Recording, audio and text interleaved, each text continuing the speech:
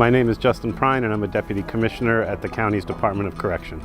Right now we have a 21-acre campus and approximately an acre of that is a small working farm. We also have raised beds and vegetable gardens within the facility, particularly in our female unit. The farm's been around for well over 100 years. Back in the early 1910s, the penitentiary fell under the auspices of the Department of Social Welfare. And a lot of recovery programs and rehabilitation programs that we're doing today, they really take their history from over 100 years ago.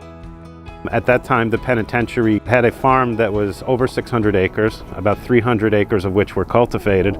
And within the context of that farm, a lot of the yield, the produce, the milk and other things were used to feed people here right on campus at Grasslands. It was called the Grasslands Farm, right where you're standing here today. The farm still has a lot of its original themes and a lot of its original operational requirements. There's men who are assigned down here to work on the maintenance crew. Some of these guys are very talented carpenters and draftsmen and plumbers who may have encountered some bumps in the road.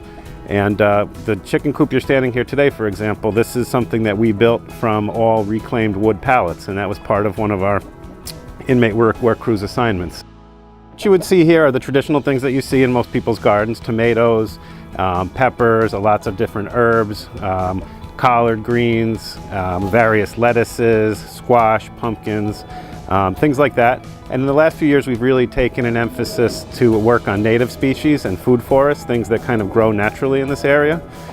Similar to what the Native Plant Center does at Westchester Community College.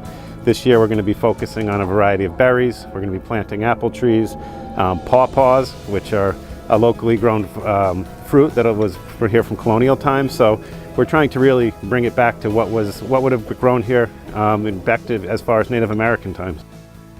I think the program is very successful, and it's one of over 30 programs that we have here.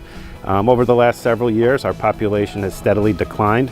We have one of the lowest recidivism rates in New York State, which means people coming back to custody after being released. So we really focus on rehabilitation and recovery of the whole person. And that could be something like getting your GED through BOCES.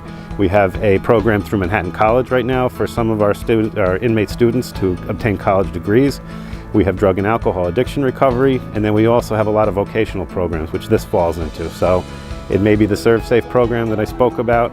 It could also be something like a laundry worker certificate, or working out here, learning how to work with heavy machinery, learning how to cultivate. So all these things have really contributed to low rates of violence and to really just a very safe setting for individuals to be in custody.